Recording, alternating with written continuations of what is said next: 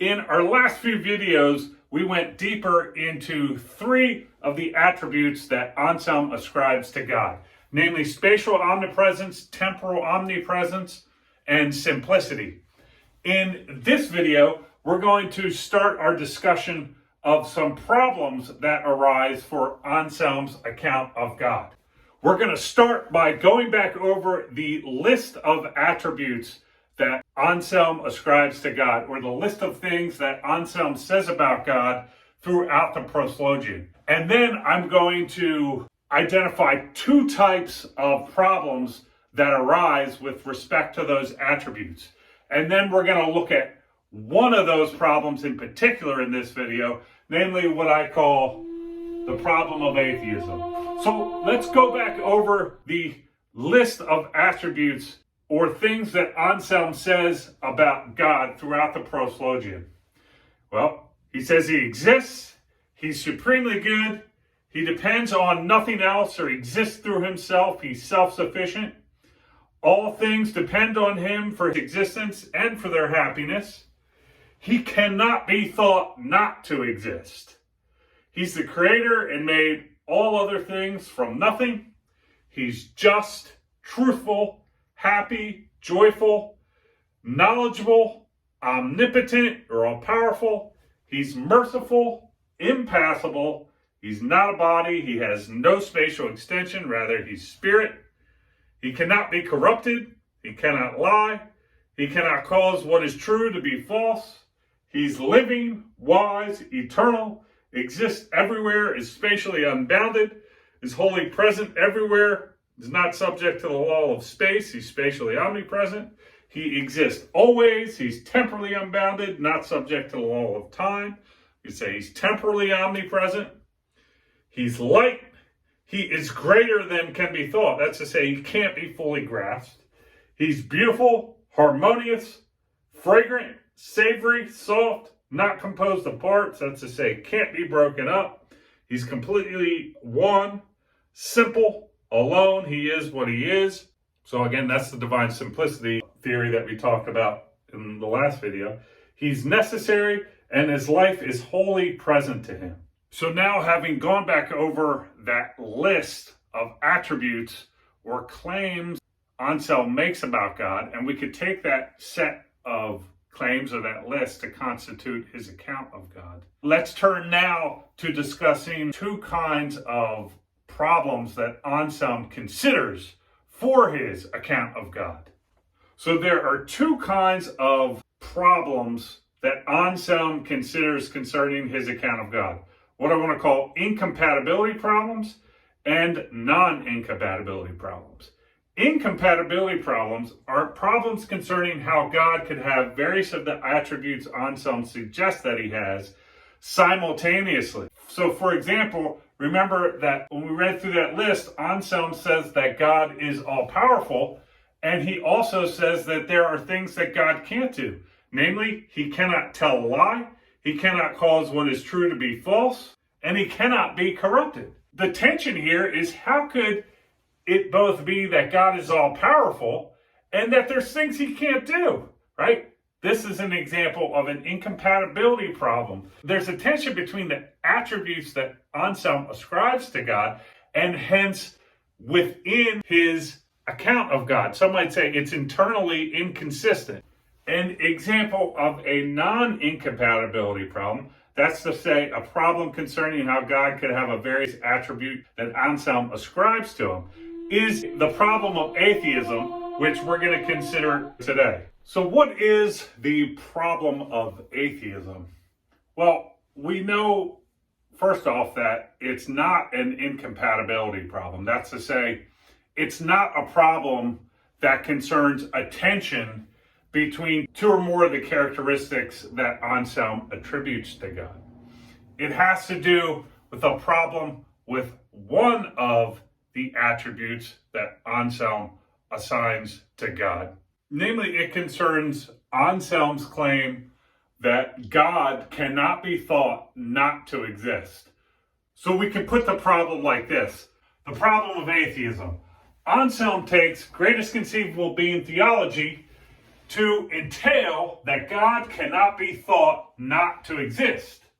But if God cannot be thought not to exist, then atheism is impossible. But there are plenty of atheists.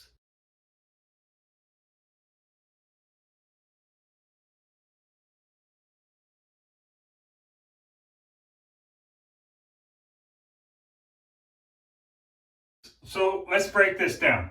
First off, why does Anselm take greatest conceivable being theology to entail that God exists? What would be the reasoning involving the definition of God as that than which a greater being cannot be thought, to the claim that God cannot be thought not to exist? Well, it would be something like this. Which is greater? A being that can be thought to not exist, or that cannot be thought to not exist? The greater being would be the one that's so great you can't even think it not to exist. So if God was not such that he could not be thought to not exist, then he wouldn't be the greatest conceivable being. But by definition, God is the greatest conceivable being, so it follows that he cannot be thought to not exist, right? Can't do it. It's impossible to do it, given the definition of God and the fact that a being that cannot be thought not to exist is greater than a being that could be thought to not exist. But what is atheism? Atheism is the belief that God does not exist, right? So the problem then is God cannot be thought not to exist. That's an attribute that Anselm says God has. But it seems there are no shortage of people who are atheists, namely people who think that God does not exist. So what gives, Anselm? Well, Anselm's going to tell us what gives. What Anselm's going to say is that a person who believes that God does not exist and who says that, either all they're doing is mouthing the words and there's no signification behind the words whatsoever. Because, for example, they don't have a definition of God when they say God does not exist. Or those words have some meaning, but it's a peculiar meaning because they're using an improper definition or a peculiar account of God. Such as God is the big bearded guy in the sky. And when they say God does not exist, they mean the big bearded guy in the sky does not exist, right?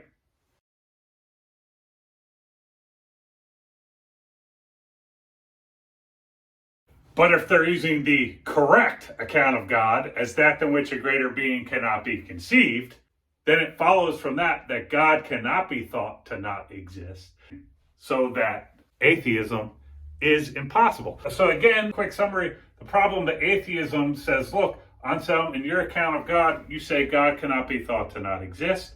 Well, look, that means that atheism is impossible. So either you got to deny that atheism is a real, possible, coherent position, or you have to take back your claim that God cannot be thought to not exist. And essentially what Anselm does in his solution or response to that problem is say, fine, look, atheism is the incoherent position, not my account of God or this attribute of God, right? The atheists are confused, not me. Atheism as a psychologically possible position is gotta go on Anselm's view. It's a pretty radical, pretty interesting view, right? On his view, atheism is psychologically impossible if you're using the correct account of God as that than which a greater being cannot be thought. So in this video, we began our discussion of some problems that Anselm considers for his account and the solutions that he offers for them.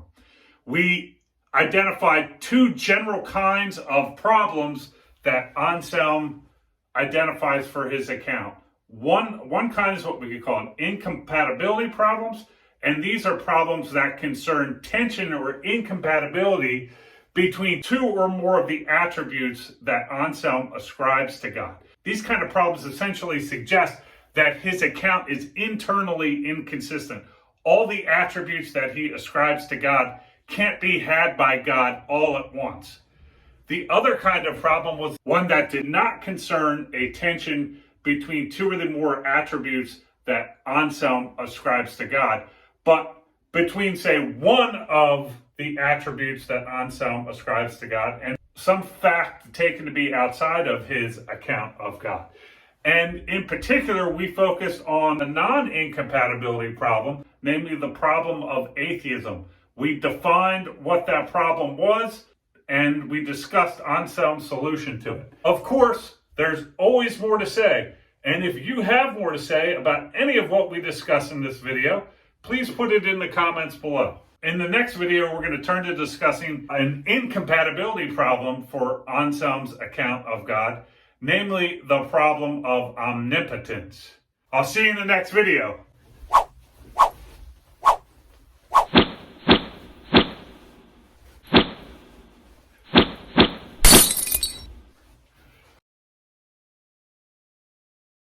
Dr. K out.